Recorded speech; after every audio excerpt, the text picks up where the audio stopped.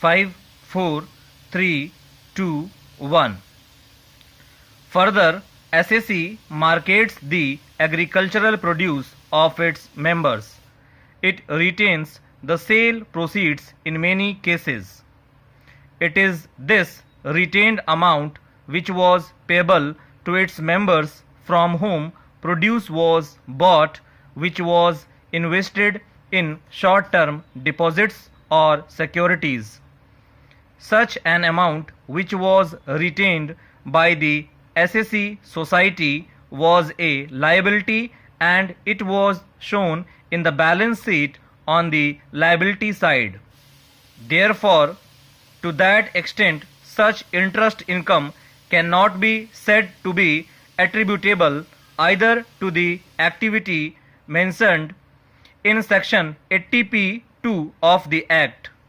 Therefore, looking to the facts and circumstances of the case, the assessing officer was right in taxing the said interest income under section 56 of the Act. To say that the source of income is not relevant for deciding the applicability of section 80p of the Act would not be correct, because weightage needs to be given to the words "the whole of the amount of profits and gains of business attributable to one of the activities specified in section 80p(2)(a) of the Act." The words "the whole of the amount of profits and gains of business" emphasize that the income in respect of which deduction is sought must constitute the operational income and not the other income which accrues to the society.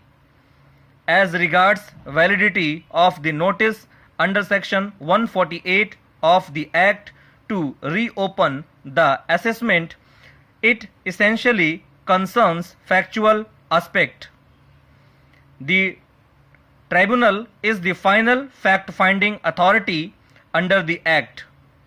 It has given a finding of fact that though the written communication of the sanction, which has no prescribed format, was received by the assessing officer on 8th June 2001, but the approval or sanction for reopening of assessment in terms of section 148 of the Act read with section 151 existed even prior to 31st May 2001.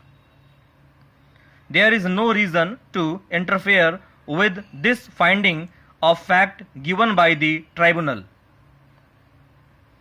In the instant matter, the question whether on the facts and in the circumstances of the case the tribunal was right in law in holding that the income by way of interest on deposits held with scheduled banks, bonds and other securities was chargeable to tax under section 56 under the head income from other sources without allowing any deduction in respect of the cost of funds.